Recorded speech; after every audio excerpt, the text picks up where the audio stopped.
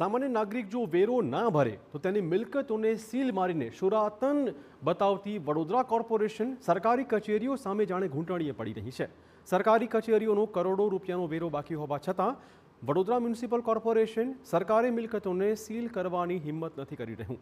वेरो न भरनार लोको सामे तवाई बोलावता कोर्पोरेशन दररोज सरेराश 800 जेटली व्यावसायिक मिलकतो सील मारी रह्युं छे। कोर्पोरेशने छेल्ला एक महीना में 16,000 जेटली कमर्शियल मिलकतों ने सील मार्या है। बीजी बाजू रेलवे, नर्मदा निगम और पुलिस सहितना सरकारी विभागों की विविध मिलकतना लगभग 28 करोड़ रूपिया वेराना वसूलात बाकी है। आ सरकारी कचेरी सामे कार्यवाही न थता विपक्षे सवाल पूछवानुं शरू कर्युं छे।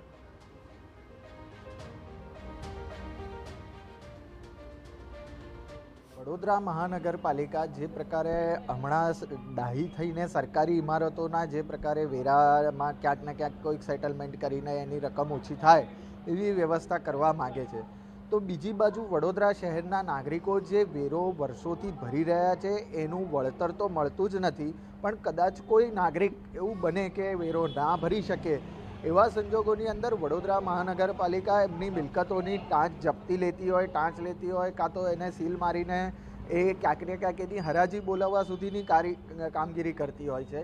તમે ઘરનો વેરો બાકી હોય અને લાંબો ચડી ગયો 2-3 વર્ષનું, તો તમે કનેક્શન કાપવા જાઓ છો, તો બહાદુર લોકો સરકારીમાં જે વેરો બાકી છે એનો કનેક્શન કાપવા ક્યારે જશો?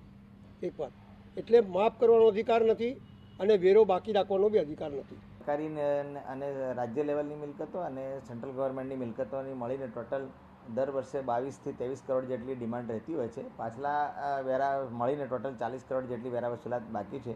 એમાંથી અત્યાર સુધીમાં ચાલુ વર્ષે 13 કરોડ રૂપિયાની વસૂલાત થયેલી છે અને 28 કરોડ જેવી વેરા વસૂલાત બાકી છે। તેમાં ખાસ કરીને પોલીસ વિભાગના 5.5 કરોડ છે અને રેલવેના 5 કરોડ રૂપિયા બાકી છે, જે ટૂંક સમયમાં આવી જશે, એના મંજૂરી મળી ગઈ છે અને 3.5 કરોડ જેવી નર્મદા નિગમની વેરા વસૂલાત બાકી છે।